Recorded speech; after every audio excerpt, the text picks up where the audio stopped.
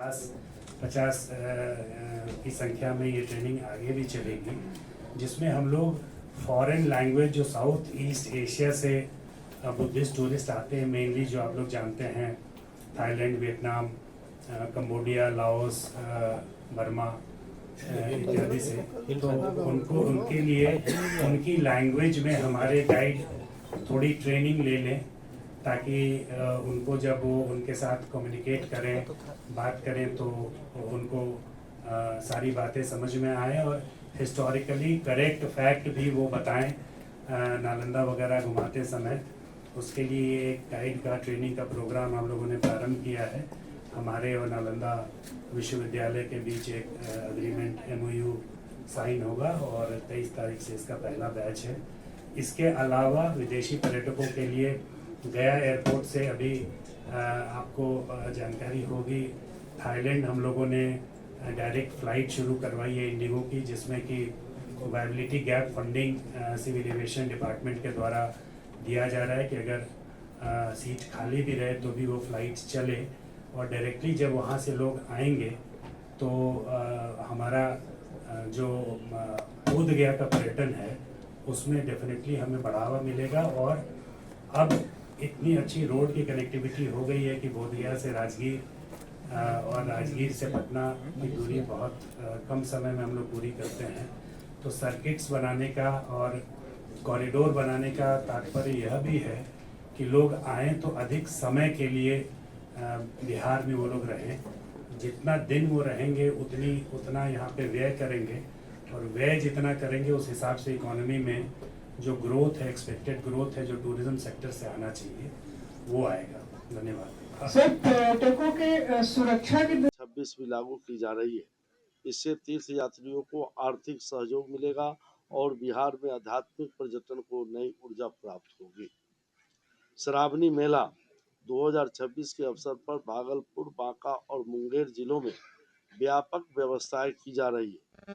इनमें tent city, सूचना केंद्र, मंच, प्रतीकात्मक द्वार, लेजर शो, ड्रोन शो, स्वच्छता, बैरिकेडिंग, चिकित्सा सुविधा और सोशल मीडिया प्रचार जैसी कई सुविधाएं शामिल है। पर्यटन संरचनाओं का विकास काफी तेजी से हो रहा है। पर्यटन विभाग ने आधारभूत ढांचे को सशक्त बनाने के लिए कई योजनाएं शुरू की है। मोकामा, तारापुर, बोध गया, सोनपुर और अन्य स्थलों पर सांस्कृतिक एवं पर्यटन सुविधाओं के विकास के लिए महत्वपूर्ण भूमि हस्तांतरण और प्रशासनिक स्वीकृतियां प्राप्त की गई है। राज्य में 5 सितारा होटलों, होम स्टे प्रोत्साहन और निजी निवेश को बढ़ावा देने के लिए बिहार पर्यटन नीति 2023 के तहत आवेदन प्रक्रिया निरंतर जारी है। इससे उच्च स्तरीय आवासीय सुविधा उपलब्ध होगी और पर्यटक अनुभव बेहतर करेंगे। HUDCO, हुडको और अन्य वित्तीय संस्थाओं के माध्यम से 5,000 करोड़ रुपए तक वित्त पोषण की स्वीकृति भी पर्यटन ढांचे को विस्तार देने की दिशा में एक बड़ी उपलब्धि है। प्रचार के लिए हम लोगों ने काफी काम कर रहे हैं। बिहार पर्यटन को राष्ट्रीय और अंतर्राष्ट्रीय स्तर पर मजबूत पहचान दिलाने के लिए व्यापक ब्रांडिंग और प्रचार अभियान चलाए जा रहे हैं। Delhi, Jaipur, Kolkata, Mumbai, Varanasi, Amritsar, Patna airport, metro, railway station, bus shelter और सिनेमा हॉलों में डिजिटल माध्यमों से प्रचार किया जा रहा है। विभिन्न पर्यटन मेलों और आयोजनों जैसे state OTM, winter travel and tourism bazaar, travel and tourism India 2026, ड्रिजिंग ट्रेवल मार्ट और बंगाल टूरिज्म ईस्ट में बिहार पर्यटन की सक्रिय भागीदारी रही है। इससे बिहार की पर्यटन क्षमता को देशव्यापी मंच मिला है।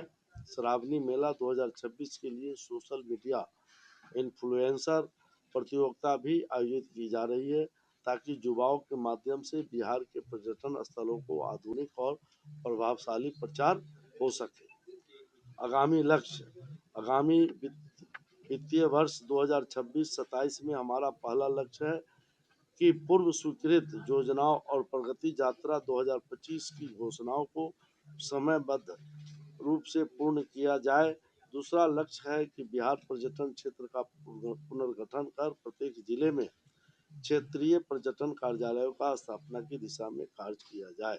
इससे स्थानीय स्तर पर योजनाओं का क्रियान्वयन और पर्यटकों को सुविधा देने में सहूलियत होगी।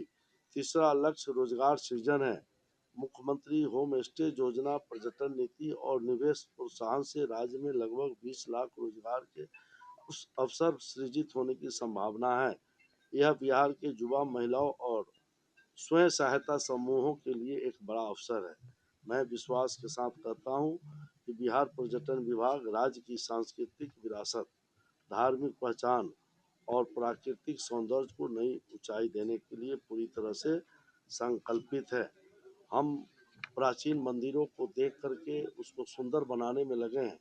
एक और बात करते हुए मुझे हर्ष हो रहा है कि हम लोग पर्यटन विभाग मुजफ्फरपुर में बाबा गरीबनाथ कॉरिडोर को भी हम लोग बनाने जा रहे हैं। उस पर हम लोग काम कर रहे हैं, क्योंकि जगह की थोड़ी कमी है वहाँ, लेकिन उस पर भी हम लोग, क्योंकि उत्तर बिहार और खास करके शेष बिहार में बाबा गरीबनाथ एक ऐसा धार्मिक स्थल है जहाँ पवित्र गंगा जल पहलेजा से लोग, देश दुनिया के लोग आकर के ले जा करके और बाबा गरीबनाथ में जलाभिषेक करते हैं।